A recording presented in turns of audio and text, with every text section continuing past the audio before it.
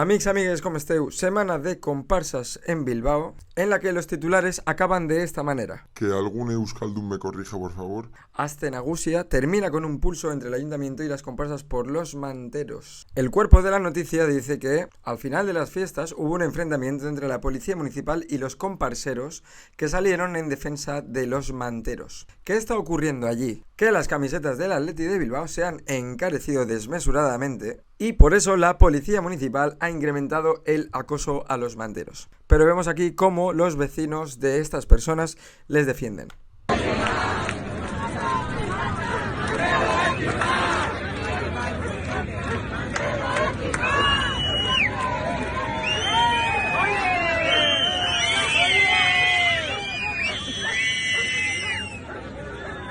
Así es, vamos a seguir viendo algo más de imágenes.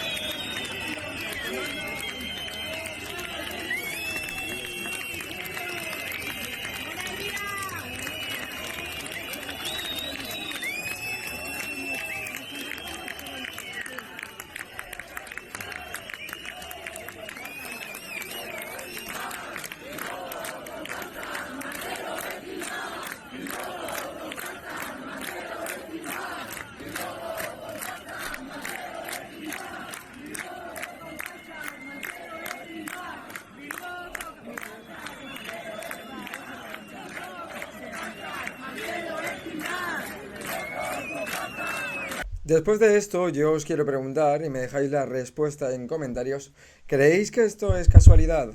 ¿Creéis que esto es casualidad? ¿Creéis que el hecho de que tengan a la población por número de habitantes más sindicadas de todo el Estado español es casualidad con salir en defensa de los manteros, que también son trabajadores y trabajadoras que están en las calles? La virtud que tienen las personas de Euskal Herria es que a ellos no les ha permeado tanto esta cultura liberal del individualismo que les hace creer que uno mismo puede conseguir absolutamente todo. Y entiende que los manteros, que los trabajadores migrantes que tienen unas condiciones infrahumanas, son consecuencia de un modelo extractivista que hacen que acaben viniendo a nuestras tierras a buscarse la vida. Eso lo entienden así. No es casualidad tampoco que, siendo la población que más sindicada está, que más conciencia tiene sobre los ejes de opresión que están sufriendo, tengan esa cantidad de riqueza cultural que desprenden. Una riqueza cultural que luego los que llevan la banderita de que dicen ser muy españoles Rebuchan en Valencia. rechazan sistemáticamente, con además el anhelo de estigmatizarles.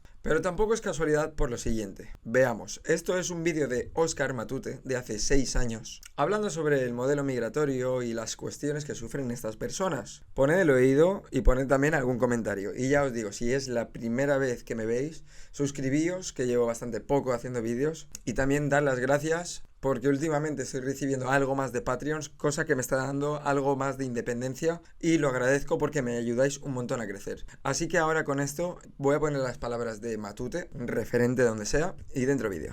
Empiezo señalando cuál va a ser el sentido de nuestro voto. Nosotros vamos a votar a favor de la iniciativa. Siendo sinceros, nos parece que mejora o alivia la situación actual, aunque creemos que le falta más profundidad, que le falta más empaque y dimensión para abordar de verdad el verdadero problema. Solo haremos 3 consideraciones o reflexiones por el escaso tiempo que tenemos. La primera tiene que ver con la constatación de hacia dónde va Europa o hacia dónde va la Unión Europea. La Unión Europea camina en sus políticas hacia la degradación sistemática de los derechos humanos, hacia la vulneración continua de los derechos humanos. La Unión Europea apuesta por la necropolítica frente a la vigencia de los derechos humanos. La prioridad de la Unión Europea es evitar la entrada de personas migrantes y refugiadas en suelo comunitario.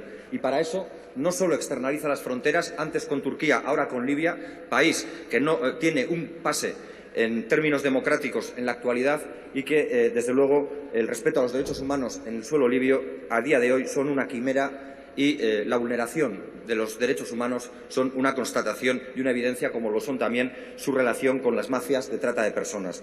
Pero no solo eso, no solo se basan en la externalización de fronteras para evitar la entrada de personas migrantes y refugiadas, sino que si antes perseguían a las personas en movimiento o migrantes, ahora también persiguen a los defensores de las personas en movimiento. Y frente a esto se les pueden hacer unas consideraciones o preguntas a la Unión Europea, que bien podría el Gobierno del señor Sánchez... Silencio, señorías. Un momento, señor Matute. Continúe. Sí. Digo que el Gobierno del señor Sánchez bien podría trasladar en la próxima cumbre europea algunas interrogantes como esta. ¿Qué piensa hacer la Unión Europea para evitar lo que señala, por ejemplo, el presidente de Proactiva Open Arms, el señor Camps, para evitar que el Sáhara y el Mediterráneo sean las cámaras de gas del siglo XXI? ¿Va a seguir percutiendo la criminalización de las ONGs?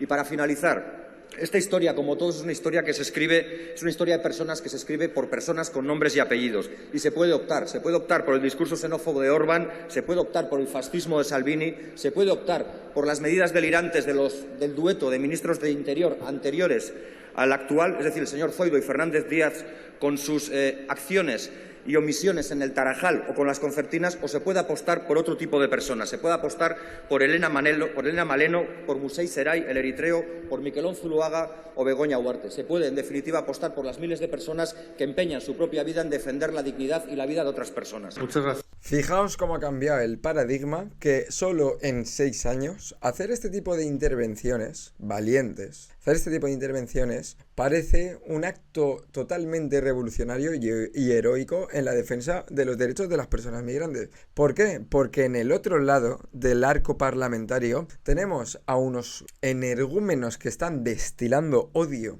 en el estrado, que está permitido. Que la presidenta de la Cámara no pone ningún remedio, en nombre de la libertad también. Se dicen absolutas barbaridades. Pero esto he empezado diciendo que el eje político que tienen en Euskal Herria es totalmente diferente. Y he puesto el caso, una intervención de Matute, que es la izquierda de Euskal Herria. Pero quiero también poner una muy reciente, de hace un mes, y que por eso yo digo que el PNV es una derecha medio sana. Medio sana si la comparamos con la derecha que hay en España, que es catastrófica. Donde el señor Aitor Esteban, el diputado del PNV, decía lo siguiente sobre el reparto de menores. Cuarto tema, hay comunidades autónomas que no asumen su responsabilidad y como aquí todo el mundo habla con la boquita baja, yo lo voy a decir muy claro. El ejemplo típico, el ejemplo paradigmático es La Rioja.